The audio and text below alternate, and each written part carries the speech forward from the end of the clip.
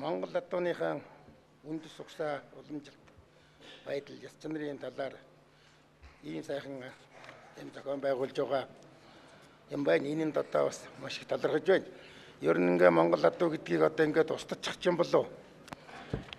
Устдчих юм болов. Би ер нь Монгол адуугаар л одоо амьд амьдарч ирсэн болохоор энийхээ төлийг гонсоож энийг одоо хаа хэлж хаа ярьдаг юм бол гэдгийг одоо олж мэдэхгүйгээр бас нэлээд бодолтой өрш явсал доо.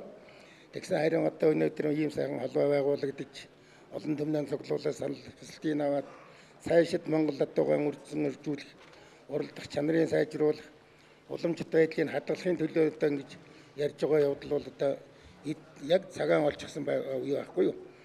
Тэгэхээр би бас бодож ирсэн одоо энэ эдлийн адуу гэдэг ингээ эзэгчглэр Монгол адуу гэдэг л одоо ер нь ингээ устчих боллоо. Хайр юм да гэж бодож явсан маань одоо харин эргэж Монгол адуугаараа уралдах, үржүүлэх өсгөх энэ сайхан уламжлалт явдал одоо олдож байгаад бол маш баяртай байна. Ингээд одоо цаашид нь Монгол адуугаарынхаа одоо удам үржлийг сайжруулад одоо тэр хуучин одоо дээр үеийн уламжлалт сайхан буурал уяачдын удмыг залгаж энийгээ дэлгэрүүлж явах залуу уяачд араас их төрж орж ирж байгаа явдал бол маш их сайн. Одоо цаашид залуучуудтай хэлэхэд Монгол адуугаа сайхан өсгөж үржүүлж чанарыг хадгалаад Монгол адууныхаа одоо васаа цагаан хямраар л наргиж зэнгэж явах нь бол зүй ёсны хэрэг юм гэж бодож байна.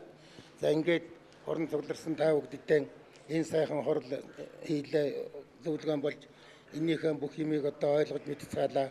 Цаашид нь одоо Монгол адуугаа үржүүлээд Монгол адуунаас нь төрсэн оног болгон одоо хурдан байж хурдан морины васаа цагаан хямар хоймн заларч адууныхаа буян гişгийг өртөж явах хөлзөйч өрөөлийг дэвшүүлье да.